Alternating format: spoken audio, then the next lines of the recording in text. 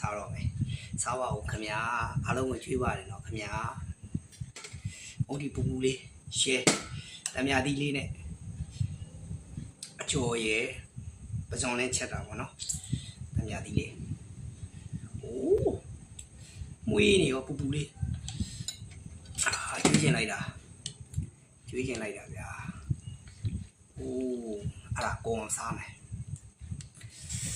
Oh my god စားကြပါခင်ဗျာ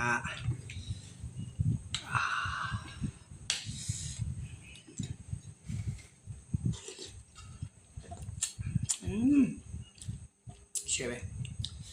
ကိုလို့ကိုကောင်း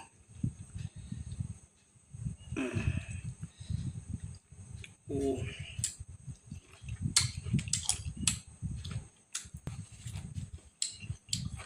စားကြပါတံမြာသီးအဲ့လိုစားရတယ်ကျမ်းမာရေးကောင်းတယ်နေပြီလေအစီလေးကြတယ်အစီလေးမရှိပါဘူးဒီခန္ဓာကိုယ်ကြီးစားပါဦးခင်ဗျာ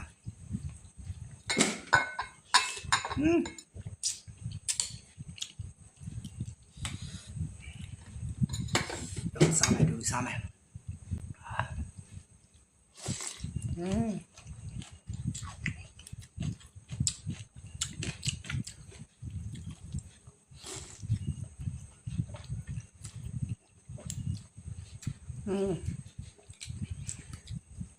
အဲ့လိုစားမယ်ချိုက်တယ်